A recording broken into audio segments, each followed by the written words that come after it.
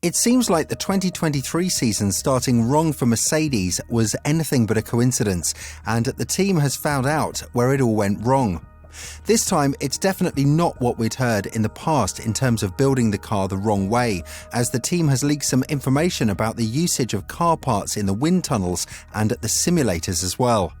It seems like the Brackley-based squad got it all wrong from day one, something that's been confirmed in Bahrain and Jeddah, and something that could cost them to the point of losing the 7-time world champion Lewis Hamilton. After the first 2 races of the 2023 season, it was evident that Mercedes has a lot to improve on their car. That has been said by Lewis Hamilton publicly, even though he then apologised for his words, saying that he was understood wrong, and by Toto Wolff themselves. And at this point, Mercedes is already working on the new design of the W14 that is supposed to bring back the glory and success to the team. But why doesn't the W14 work as it does right now, when the bouncing and bottoming out are long gone? With the increased ride height, Mercedes don't have to deal with the dangerous and irritating phenomenon of porpoising, but that doesn't mean that they don't have to deal with any kind of issue at all. The Brackley-based team is now experiencing increased drag and decreased stability, and one of the reasons is that the team was too aggressive in battling out the car's strong rear end. In Jeddah, the team brought some small upgrades that only enhanced the effect of the front end of the car, with Hamilton not being able to understand how the car performs, as he mentioned that he doesn't feel connected to the car at all. On the other hand, Russell's experience of driving troublesome cars in Williams for 3 years went on to show that the W14 can be managed to some point if you know what the car wants from you.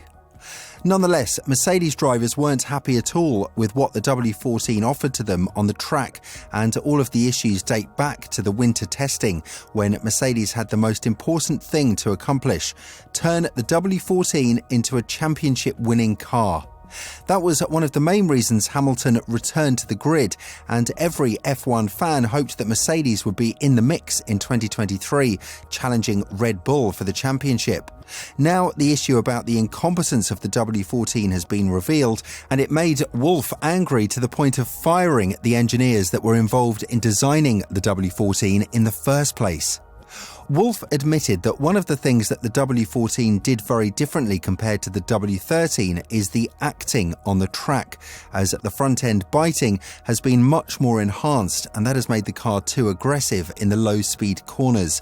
While the team found out the optimal height for the W14 in order for the car to perform at the best possible level, Wolff confirmed in both Bahrain and Jeddah that the team went in the wrong direction with the design. And now there is a huge issue that's presented in front of them: building a championship-winning car in a budget-capped season.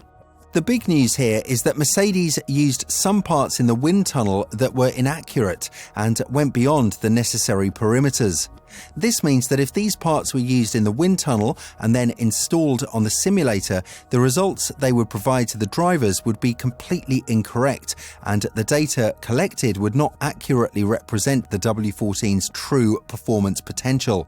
That's why the dissatisfaction in Wolff and every executive in Mercedes F1 has risen through the roof, as the team carried out a complete investigation in the factory through scans, both in the scale models used in the tunnel and the real ones.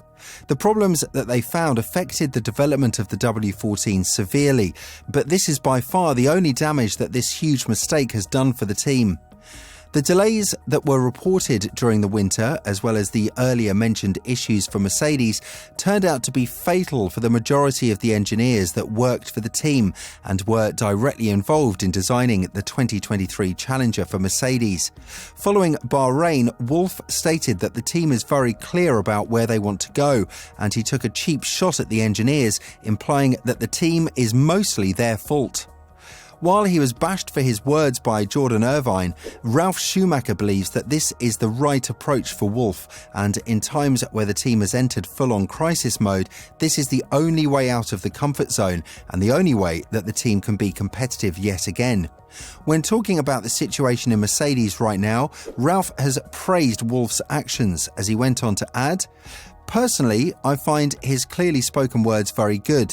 He'll surely be angry for believing the engineers who were keen to stick to the car concept, which is wildly different from that of the class-leading Red Bull or Aston Martin. Now he knows that concept was wrong, so I think there'll be personnel consequences at Mercedes. Now, with these mistakes looming for Mercedes and definitely turning out to be fate-deciding ones for the team, what is next for the Brackley-based squad?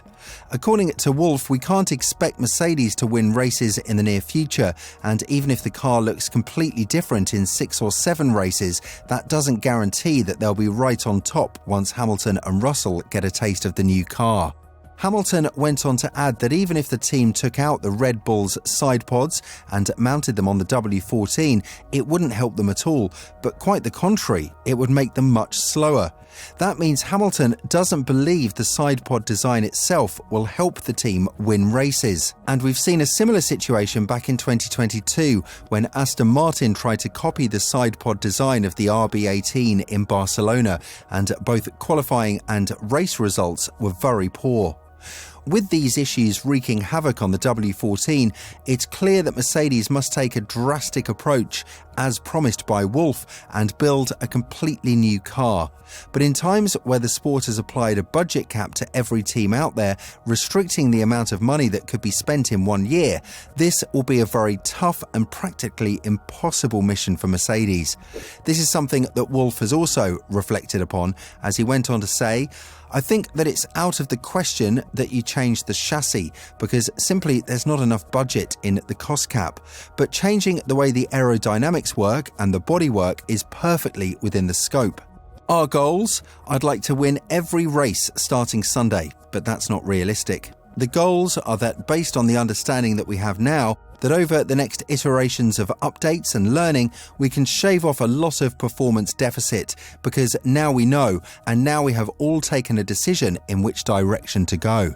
Due to the dissatisfaction with the wind tunnel numbers for the W14, the development rate at Mercedes has skyrocketed in recent weeks, and in addition to the innovations that will concern aerodynamics, including the side pods, as already mentioned by Mercedes, there will also be mechanical and cooling changes to the car, something that Russell and Hamilton desperately need in order to be competitive yet again. But Hamilton is in his 38th year of age, and given the mistakes that have just been leaked by Mercedes in terms of the delays reported in the winter and parts being inaccurate and going beyond the necessary perimeters, there's a high chance that the 7-time world champion will look at his options and choose another team as his home. Sure, Hamilton is a loyal driver and has spoken about continuing his relationship with Mercedes in due course, but at this point, loyalty comes with a price, and Hamilton is definitely not racing for the money, but for a record-breaking championship season, something that Mercedes is far from offering right now. Wolff has also confirmed that Hamilton should look into his options and choose what's best for him, as the Austrian would do the same thing if he was in the skin of the 7-time world champion. Even though Hamilton diplomatically denied to answer the question of him moving to another team and already being sick and tired of the W14's performance, it's evident that he hasn't signed the extension with Mercedes, and mistakes like this could turn out to be very costly for the Silver Arrows. What do you think about the leaked problems at Mercedes? Do you think that the engineers who were fired deserved the fate that came to them? Let us know in the comments below.